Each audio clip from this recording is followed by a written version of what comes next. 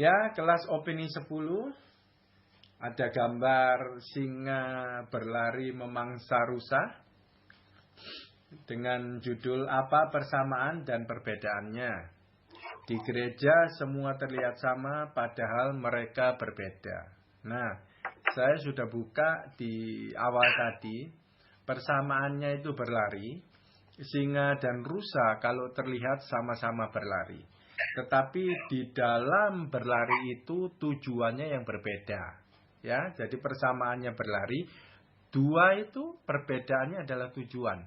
Tujuan itu adalah motivasinya apa. Seperti yang tadi Licu ngomong ya. Nah, si singa itu memangsa rusa. Dan si rusa itu berlari menyelamatkan diri dari kejaran singa. Nah, itu perbedaannya ya. Nah, jadi kita rohanikan nih di gereja. Di gereja semuanya sepertinya sama baik-baik dan datang ke gereja mencari Tuhan. Ya, baik pendetanya, pengerjanya, jemaatnya, dan semuanya. Ya, itu bagus banget seperti malaikat pokoknya ngomong. Ya, halus semuanya ya, terlihat sama. Tetapi tujuan motivasi ke gereja di dalamnya nggak ada yang tahu. Gitu ya, hanya Tuhan yang tahu. Nah, karena hanya Tuhan yang tahu dan Tuhan sudah tuangkan semuanya di Alkitab. Ya, salah satunya tadi Lili ngomong ada gandum, ada ilalang. Nah, itu Tuhan bisa lihat. Ya, tapi nanti kita lihat, nah nanti mata teman-teman mulai bisa melihat kalau ada kenalan-kenalan di dalam gereja. Oh iya, kayaknya sama tapi beda loh. Nah, gitu ya. Oke, kita lihat ya. Jadi saya ngomong lagi. Jemaat di gereja ada pengikut, ada murid. Ada bedanya ada, ya. Cuman kita tidak bahas, tapi ada bedanya ada. Terus ada orang yang berbuat baik, melayani dan lain-lain. Ada yang berbuah-buah roh, gitu ya. Nah, buah roh sama berbuat baik ini mirip, ya. Tetapi yang satunya itu tujuannya kita tidak jelas, tidak tahu. Dan itu bisa liturgi agamawi tok. Dan kalau buah roh melakukan yang baik, jelas itu dari perkataan Tuhan yang kita terima sebagai material iman. Dan itu jadi iman, merubah pola pikir kita. Jadi kita melakukan itu persis sesuai dengan kehendak Tuhan dan oleh iman. Dan itu berkenan. Itu buah roh. Definisinya ya, panjang seperti itu ya. Nah, itu kan kelihatan dari buahnya berbeda. Gitu ya. Oke, sekarang kita lihat firman-firman pendukungnya yang di Alkitab yang Tuhan bisa melihat, Tuhan tuangkan di dalam Alkitab.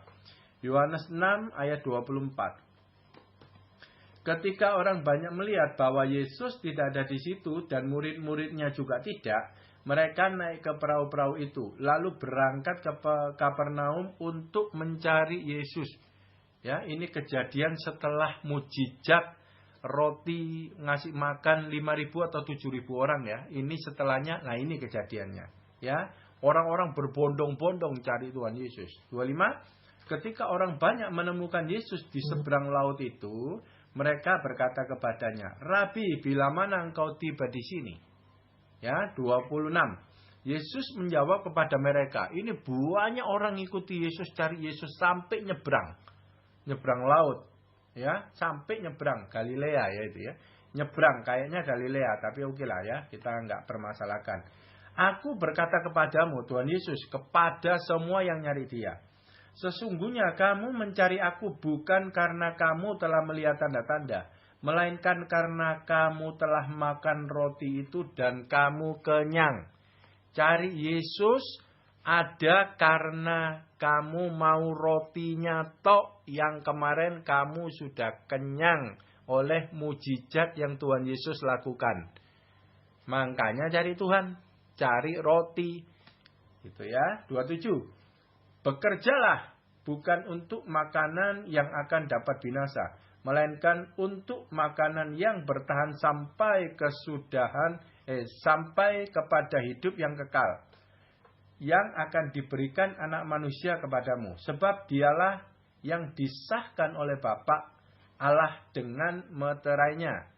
Nah, ini bahasa perlambang lagi, lain lagi 27, kita tidak bahas. 28. Lalu kata mereka kepadanya, apakah yang kami harus perbuat supaya kami mengerjakan pekerjaan yang dikehendaki Allah?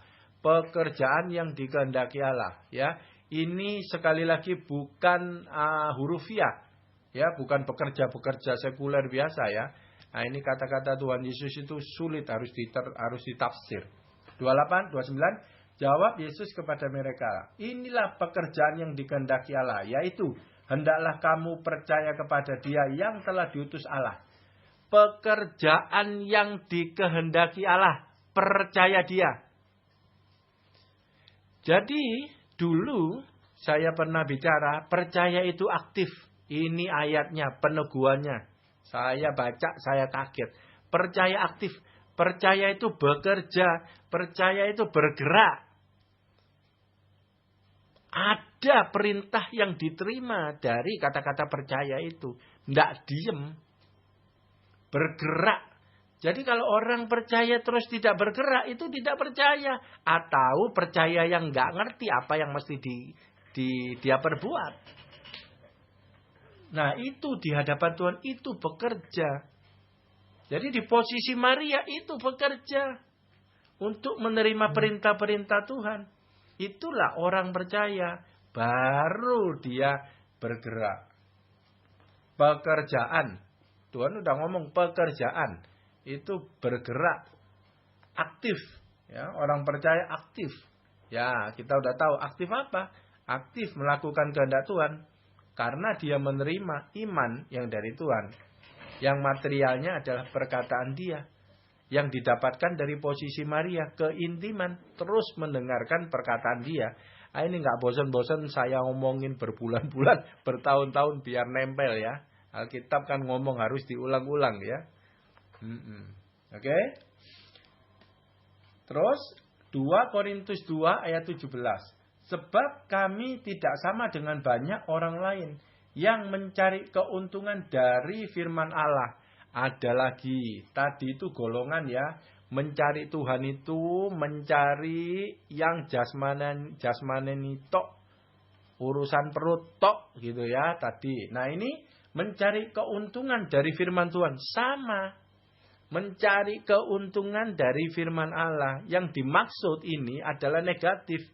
Keuntungan bukan positif. Jadi memanfaatkan firman Tuhan untuk pribadinya dia. Urus-urusannya ya duit-duit lagi.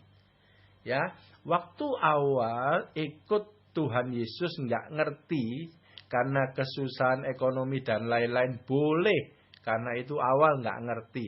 Tetapi tidak bisa. Sepanjang kekristenan dia tidak berubah. Terus memburu Tuhan karena mau duit. Tidak bisa.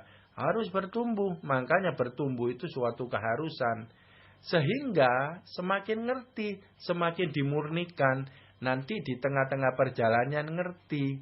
Jadi yang penting ini iman. Pengenalan Tuhan. Jadi perburuannya sudah berbeda. Mencari Tuhan. Mencari kerajaan Allah dan kebenarannya. Maka semuanya akan ditambahkan. Gitu ya. Penambahan terjadi ketika kita berburu pengenalan akan Tuhan. Itu baru menyelamatkan. Tapi kalau di luar itu penambahan terjadi dikala kita nggak mau berburu pengenalan akan Tuhan. Itu berbahaya. Seperti sesi lalu. Itu bisa takarannya ndak karuan. Bisa melebihi, bisa kekurangan. Seperti Amsal bilang, jangan beri aku kemiskinan, jangan beri aku kekayaan. Maksudnya ukuran. Jangan berikan aku ukuran terlalu banyak, terlalu sedikit.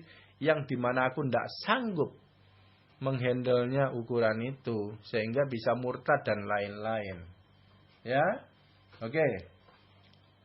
Ini saya ngomong perbedaan-perbedaan. Nanti kita baru ngerti. Oh iya, kita jadi nge. Lukas 16 ayat 13. Seorang hamba tidak dapat mengabdi kepada dua tuan. Karena jika demikian, ia akan membenci seorang dan mengasihi yang lain. Atau ia akan setia kepada seorang dan tidak mengindahkan yang lain. Kamu tidak dapat mengabdi kepada Allah dan kepada Mammon. Semuanya itu didengar oleh orang-orang Farisi. Hamba-hamba uang itu. Dan mereka mencemooh dia. Orang Farisi, ahli kitab. Tuhan ngomong hamba-hamba uang itu. Berarti di dalam jemaat dua Tuhan, Kristen KTP-nya ada dua. Hamba Tuhan dan hamba uang. Secara sepintas di gereja semuanya sama. Tidak kelihatan dia itu hamba uang, manfaatin Tuhan untuk dapat uang, atau dia hamba Allah beneran ya. Dia melakukan semua kebaikan, pelayanan, dan lain-lain. Nah, tapi Tuhan mendeteksi ada hamba-hamba uang di dalam gereja. Ya, yang sepertinya berbuah. Gampang nggak melihat buah itu asli apa enggak? Enggak gampang. Kalau kamu enggak kenal dalam, enggak kenal banget orang itu berbuat baik, cuman dengar dan lihat sepintas, dikiranya itu buah asli. Ya, pada buah-buahan palsu. Gitu ya. Oke. Sekarang perbedaan lagi. Teman-teman masih ingat ya, ada 100 domba, gembalanya kehilangan 1. Dia cari yang 1, meninggalkan 99. Nah, di gereja ada 2 golongan lagi. Golongan domba 1 dan 99. Mereka tampaknya sama, tapi berbeda. Yang 1 yang Tuhan cari, yang 99 Tuhan nggak cari, Tuhan tinggalkan di dalam perumpamaan itu. Ya, kita baca ya. Lukas 15, 3-7. Lalu ia mengatakan perumpamaan ini kepada mereka. Tuhan Yesus yang ngomong, bukan orang lain, bukan rasul. 4. Siapakah di antara kamu yang mempunyai 100 ekor domba, dan jikalau ia kehilangan seekor di antaranya, tidak meninggalkan yang 99 ekor di padang gurun, dan pergi mencari yang sesat itu sampai ia menemukannya. Dan kalau ia menemukannya, ia meletakkan di atas bahunya dengan gembira. Dan setibanya di rumah, ia memanggil sahabat-sahabat dan tetangga-tetangga, serta berkata kepada mereka, bersukacitalah bersama-sama dengan aku, sebab dombaku yang hilang itu telah kutemukan. 7. Aku berkata kepadamu, demikian juga akan ada sukacita di surga karena 1 orang berdosa yang bertobat, lebih daripada sukacita karena 99 orang benar yang tidak memerlukan pertobatan. Ingat nih teman, ayat bilang Tuhan Yesus tidak pernah meninggalkan kita. Tapi di ayat ini Tuhan Yesus meninggalkan 99 di padang gurun. Sepertinya kontradiksi, tapi kita harus mencari keharmonisannya supaya tidak kontradiksi dan semua firman Tuhan benar. Ya, Tuhan tidak pernah meninggalkan anak-anak Tuhan. Yes, benar. Tetapi Tuhan bisa meninggalkan di ayat Lukas ini kalau anak-anak Tuhan yang meninggalkan dia. Ya, kenapa meninggalkan dia? Tidak memerlukan pertobatan. Kalau Kristen tidak memerlukan pertobatan, terus buat apa Tuhan? Buat apa firman? Kenapa? Karena dia merasa dia sanggup, dia bisa, dia sudah benar, dia mampu. Jadi, semua firman perkataan Tuhan, dia tidak pernah mendengarkan. Dan dia nggak mau. Ya, ini tafsiran saya ya teman-teman. Ya, tafsiran saya. Ya, oke. Kita lihat. Ditinggal di padang gurun. Di Mazmur udah jelas. Gembala Tuhan itu menggembalakan kita di padang rumput hijau. Air yang tenang. Ya, ini di padang gurun ditinggal. Orang yang gak memerlukan pertobatan di padang gurun. Ditinggal Tuhan Yesus ya. Berarti posisinya dia padang gurun. Ketika dia sadar dia perlu Tuhan, baru dari padang gurun dituntun menuju padang rumput hijau. Dan air yang tenang. Ya, oke, ini 99. Ya, dan pergi mencari yang sesat. Sesat itu berbicara domba itu, aduh aku nggak tahu jalan nih. Aku butuh tuntunan Tuhan. Nah, dia belajarlah pengenalan akan Tuhan. Dia belajarlah firman. Maksudnya begitu. Nah, di sana Tuhan menjumpai dia. melalui rema-rema, tuntunan, firman. Nah itu dia menjumpai. Tahu dari mana kok itu? Nih, kalau ia telah menemukan, Tuhan menemukan, ya, Tuhan menemukan, Tuhan ngasih firman-Nya, ngasih rema, ia meletakkan di atas bahunya dengan gembira. Kamu lihat, domba itu di atas bahu Tuhan dan berjalan. Lihat tapak di lantainya, lihat tapak di tanah. Tapaknya Tuhan apa tapaknya domba? Tapaknya Tuhan itu adalah tapak firman, jejak firman. Waktu kita terima rema, kita bertobat, pertobatan terjadi, perubahan pola pikir, kita melakukan kehendak Tuhan, yang kita lakukan itu tapak Tuhan. Kita digendong Tuhan, kita tidak melakukan kehendak kita, tapi melakukan kehendak Tuhan, itu tapaknya Tuhan. Kita posisinya digendong Tuhan menuju rumah Bapa. Kalau boleh dibilang tadi ngomong kita semua masuk surga ya, mau masuk surga, boleh. Kita artikan itu. Semua. Nah, itu yang namanya bertobat. Sampai Tuhan ngomong. Satu aja bertobat. Di surga diadain pesta. Ya, itu penghargaan tinggi banget. Yang Tuhan mau setiap anak-anak Tuhan itu bertobat. Ya, bertobat artinya apa? Tahu kebenaran, berubah pola pikir sehingga berbuah. Perbuatan dan perkataannya berubah. Itu yang Tuhan maui. Sehingga yang kita lakukan itu adalah yang Tuhan lakukan. Tapaknya Tuhan. Kita lagi digendong. Ya, dan satu aja yang seperti itu. Sukacita Tuhan itu sampai kerasa seluruh surga. Lebih daripada 99 yang nggak butuh pertobatan. Dia orang baik, dia masih Kristen. Tapi Tuhan sukacita enggak? Enggak. Tuhan di sana enggak? Enggak. Karena Tuhan merasa Tuhan tidak dibutuhkan. Nah, di Roma 16 ayat 17, tetapi aku menasihatkan kamu saudara-saudara, supaya kamu waspada terhadap mereka yang bertentangan dengan pengajaran yang telah kamu terima, menimbulkan perpecahan dan godaan. Sebab itu hindarilah mereka. Ini nabi palsu ya, pengajar yang khotbah. Hindari mereka. 18. Sebab orang-orang demikian tidak melayani Kristus. Dia melayani di gereja, tapi tidak melayani Tuhan. Tuhan kita, tetapi melayani perut mereka sendiri. Berarti dia tadi diomong mencari keuntungan dari firman, gitu ya. Jadi ujung-ujungnya dia cari keuntungan buat pribadi melalui firman, melalui pelayanan gereja. Banyak sekali juga pendeta-pendeta seperti itu ya. Dan dengan kata-kata mereka yang muluk-muluk dan bahasa mereka yang manis, mereka menipu orang-orang yang tulus hatinya. Tulus hatinya tok ndak cukup. Tulus hati mudah tertipu oleh nabi-nabi palsu.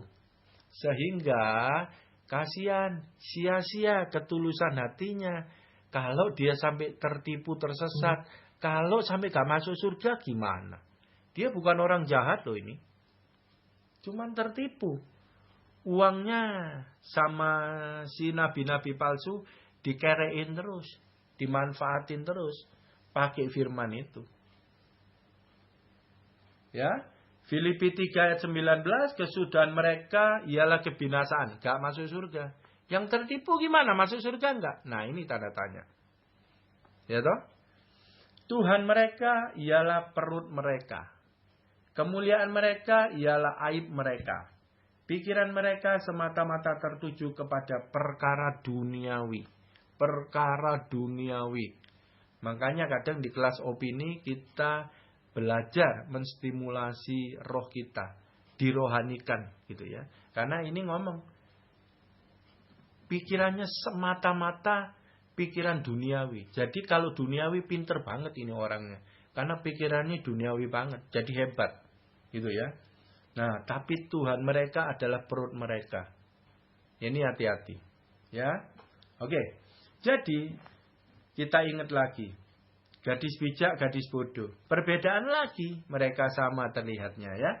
Dan satu domba itu seperti gadis bijak. Berjalan mempunyai pelita yang terang.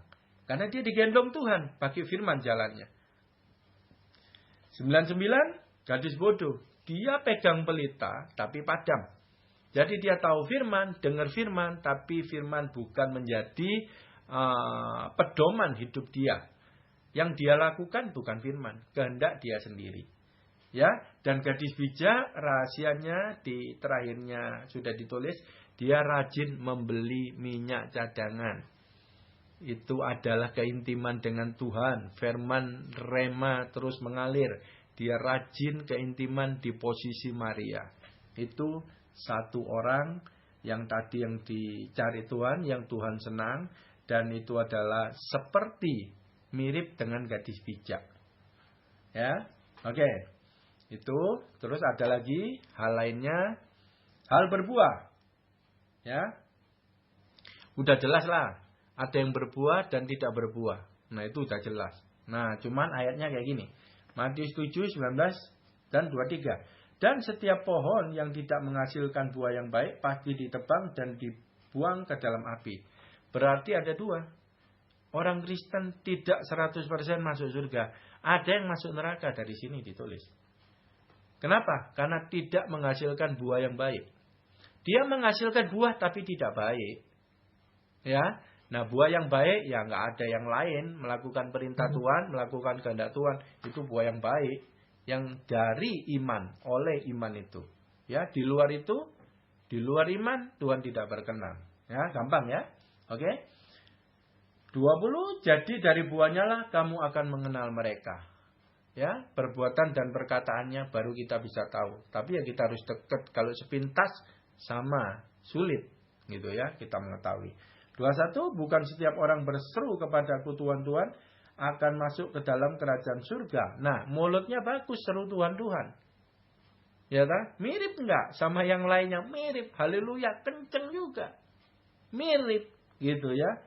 Melainkan dia melakukan kehendak Bapakku yang di surga. Nah, mulutnya mirip. Tuhan, Tuhan, semuanya Tuhan. Yang baik, yang buruk, semuanya Tuhan kalau di gereja. Tetapi yang dia lakukan itu berbeda. Artinya apa? 24 jam itu loh, keseharian yang dilakukan itu, dia itu melakukan iman enggak? Kehendak Tuhan enggak? Gitu loh. Yang hasil daripada keintiman dia. Jadi pasti ini seperti gadis bodoh. Dia punya pelita tapi padam. Jadi semua yang dia lakukan ya cengli-cenglinya dia sendiri. Jadi orang Kristen kayak gini. Gitu ya. Jadi kekristennya dinilai oleh pendapat dia pribadi gitu ya. Dan itu terjadi pada hari-hari terakhir sekarang-sekarang ini. Dua-dua ya. Pada hari terakhir banyak orang berseru kepadaku Tuhan, Tuhan. Bukankah kami bermuat demi namamu dan mengusir demi namamu dan mengadakan banyak mujizat demi namamu juga. Ini nabi palsu, Tuhannya uang, Tuhannya perut mereka. Tadi sudah diomongin, ya toh? Ngomongnya Tuhan-Tuhan. Jadi di gereja sulit karena ngomongnya bagus Tuhan-Tuhan gitu ya. Bukan yang lainnya. 23, pada waktu itu aku akan berterus terang dan berterus terang kepada mereka dan berkata, aku tidak pernah mengenal kamu. Nah ini loh, hati-hati. Aku tidak pernah mengenal kamu. Jadi belum pernah dia lahir baru. Belum pernah dia jadi anak Tuhan. Jadi dari awalnya dia bukan Kristen. Kristen KTP. Ya. Nah tapi mulutnya bisa Tuhan-Tuhan. Bahkan dia bisa melayani. Ya. Lihatin ya. Tidak pernah mengenal kamu. Nyala daripadaku kamu sekalian pembuat kejahatan. Dia ngomong Tuhan. Dia melayani. Dia nyembuhin orang sakit dan lain-lain. Dikatakan Tuhan pembuat kejahatan. Karena dia gak kenal Tuhan. Tuhan gak kenal dia. Padahal perbuatannya sepertinya bagus. Sepertinya itu berbuah-buah bagus. Ya. Tapi beda kan? Itu bukan keluar dari iman. Ya, kita lihat ayat sebelumnya. Siapa itu? Ayat 15, ayat sebelumnya kita mundur. Waspadalah terhadap nabi-nabi palsu yang datang kepadamu dan menyamar seperti domba. Menyamar seperti domba mirip enggak? Sama enggak? Sama. Padahal beda enggak? Beda. Dalemannya beda. Dia nabi palsu. Dia datang kepadamu. Berarti ada enggak di sekitar kita? 100%, 1000% di sekitar kita banyak. Ya, menyamar seperti domba. Ngomongnya manis, haleluya semuanya. Sama dengan kita. Gitu ya. Oke. Terus tadi disinggung sama Lili, dipisahkan kanan kiri. Nah, ini ayatnya Matius 25:32 ya. Lalu semua bangsa akan dikumpulkan di hadapannya dan ia akan memisahkan mereka seorang daripada seorang, sama seperti gembala memisahkan domba dari kambing. Nah, domba dari kambing. Berarti orang Kristen di gereja ada 2 golongan, domba dan kambing. Ya, Tuhan bisa lihat, kita kadang tersamar tertipu. 33, dan ia akan menempatkan domba-domba sebelah kanan dan kambing-kambing di sebelah kiri. Ya, ini terakhir nanti ya, penghakiman ya. Nah, apa bedanya? Nah, bedanya di ayat 40. Ya, bedanya domba dan kambing. Saya persingkat aja ya. Dan raja itu akan menjawab kepada mereka, Tuhan ya rajanya ya, aku berkata kepadamu sesungguhnya segala sesuatu yang kamu lakukan untuk salah seorang saudaraku yang paling hina ini, kamu telah melakukannya untuk aku. Pelayanannya sama, si siapa? Domba dan kambing sama. Pelayanannya ini ya, yang tadi dibilangkan, dia Tuhan juga ngomong juga sama yang kambing. Ketika aku lapar, kamu memberi aku makan. Ketika aku haus, kamu memberi aku minum. Ketika aku seorang asing, kamu memberi tumpangan. Ketika aku telanjang, kamu memberi aku pakaian. Ketika aku sakit, kamu melawat aku. Ketika aku di dalam penjara, kamu mengunjungi aku. Tuhan ngomong pelayanan ini kepada domba dan kepada kambing. Berarti sama persis yang dia lakukan. Persis. Jadi kalau kita lihat sepintas, orang ini hebat, orang ini baik. Tapi domba apa kambing? Tidak tahu.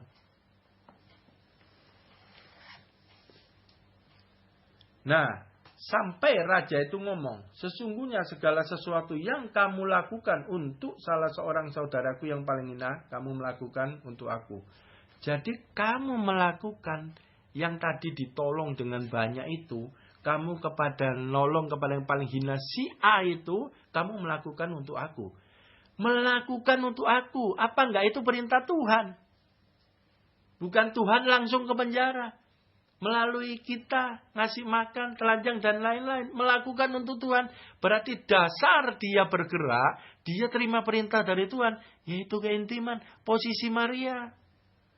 Jadi nggak gerak-gerak sendiri. Si kambing ini dia tidak menerima perintah dari Tuhan. Dia bukan melakukannya untuk Tuhan. Jadi makanya di dalam pelayanan, kalau kita disalah mengerti sama orang, terus dilupakan dan lain-lain, ya kita harusnya tidak sakit hati karena kita melakukan untuk Tuhan. Bukan lihat dianya, kita lihat Tuhannya. Nah, si kambing gini, kambing ini ya 45. Maka ia akan menjawab mereka, aku berkata kepadamu sesungguhnya segala sesuatu yang tidak kamu lakukan untuk salah seorang yang paling hina ini, si A. Segala sesuatu yang kamu tidak lakukan kepada si A, kamu tidak melakukan untuk aku. Loh, yang tadi pelayanannya sama. Kok Tuhan ngomong gak lakukan si A? Berarti si kambing ini melakukannya kepada si B. Yang Tuhan tidak suruh, tapi dia melakukan. Salah sasaran. Makanya Tuhan ngomong, kamu tidak melakukannya juga untuk aku. Nggak melakukan, ya dia bukan terima dari Tuhan. Ya, ini kan kiasan ya. Bukan asli nanti A dan B gini-gini. Ini kiasan. Jadi di dalam pelayanan pun semua penggeraknya adalah iman. Berasal dari Tuhan. Keluar dari keintiman. Hasil dari posisi Maria baru melayani. Pakai iman. Dan ini yang kambing, dia itu tidak ada keintiman dengan Tuhan, tapi melayani di satu organisasi gereja. Jadi dia bergerak berdasarkan bukan perintah Tuhan. Keagamawian. Oke. Nah, ini terakhir ya. Yohanes 10 ayat 27. Domba-dombaku mendengarkan suara aku. Dan aku mengenal mereka dan mereka mengikuti aku. Domba-dombaku mendengar suaraku. Domba dengar. Kambing dengar gak? Enggak dengar. Kambing-kambing tidak mendengarkan suaraku. Aku tidak mengenal mereka dan mereka tidak mengikut aku. Jadi yang semua yang dia lakukan tadi di atas itu adalah dari pribadinya masing-masing. Dan bisa ya, motivasi yang tadi diomong lain karena perut mereka, karena duit mereka. Kita tidak tahu, Tuhan tahu. Nah, perbedaan pengikut dengan murid di sini. Murid adalah mendengarkan suaraku dan mengikut Tuhan. Dan kalau pengikut cuman ikut-ikutan. Kalau dia tidak dengar dari Tuhan terus dia ngikut, ya ngikut menurut versinya dia. Gitu. Jadi tidak ada jalan lain. Ya, harus mendengarkan perkataan Tuhan, suara Tuhan. Di dalam perenungan, di dalam posisi Maria, itu adalah baku. Tidak ada jalan lain. Jadi, kembali kepada judul kita, persamaan dan perbedaan. Persamaannya kita semua sepertinya mencari Tuhan. Sepertinya singa dan rusa sama-sama berlari. Beda di motivasi. Jadi untuk apa ngejar Tuhan? Nah, kembali kita dituntun oleh Tuhan, kita mempunyai visi. Kita mau berubah, kita cari Tuhan. Kita cari pengenalan Tuhan. Visi kita menjadi serupa dengan Dia. Kita harus bekerja. Bekerja itu adalah percaya. Percaya itu adalah aktif. Terus memburu pengenalan akan Tuhan. Kita semakin dimurnikan. Ya, kita tidak menyangkali kita butuh yang namanya uang dan lain-lain untuk hidup di bumi. Ya, tetapi kita harus semakin murni. Kita ingat, kita harus kejar kerajaan Allah dan kebenarannya, maka semuanya akan ditambahkan kepadamu. Ya, jadi motivasi penting, pelan-pelan kita semakin murni. Orang tidak bisa tiba-tiba murni kejar Tuhan, tidak bisa. Oleh pengenalan nanti kita semakin murni. Ya. Dan jangan dikirain ya, kalau kenal Tuhan udah bagus terus Tuhan tidak belain, Tuhan bikin susah gini gitu, enggak. Ya, penambahan terjadi karena itu firman Tuhan dan Tuhan nggak pernah bohong.